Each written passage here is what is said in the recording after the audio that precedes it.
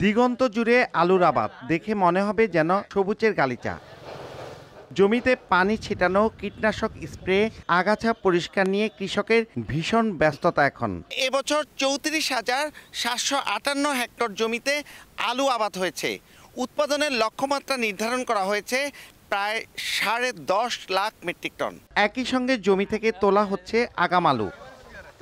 কৃষকের দাবি, এবার বীজ ও সারের চড়া দরের কারণে বেড়েছে উৎপাদন খরচ। পুঁজির অভাবে আলু সংরক্ষণ না করে জমিতেই বিক্রি করছেন অনেক কৃষক।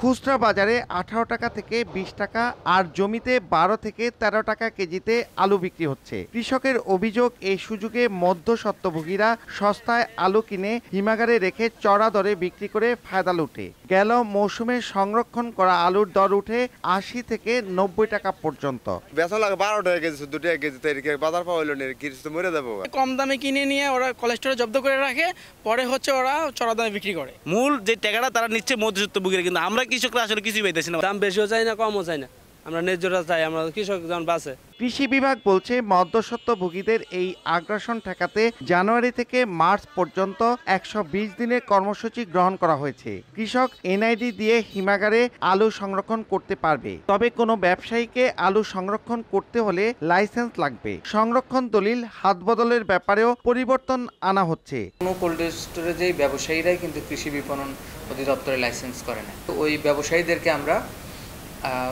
লাইসেন্স দিয়ে আমরা তাদেরকে লাইসেন্সের আওতায় নিয়ে আসবো। কৃষকের উৎপাদিত আলু কিনে সরকারিভাবে সংরক্ষণ করা যায়। আলু বীজের নিশ্চয়তা বিধানের জন্য বা দাম ঠিক রাখার জন্য আমরা আসলে একটা প্রস্তাবনা দিয়েছি। মুন্সিগঞ্জের সচল 58 হিমাগারের ধারণ ক্ষমতা 5,40,760 মেট্রিক টন। নাসির উদ্দিন উজ্জ্বল, সময় সংবাদ, মুন্সিগঞ্জ।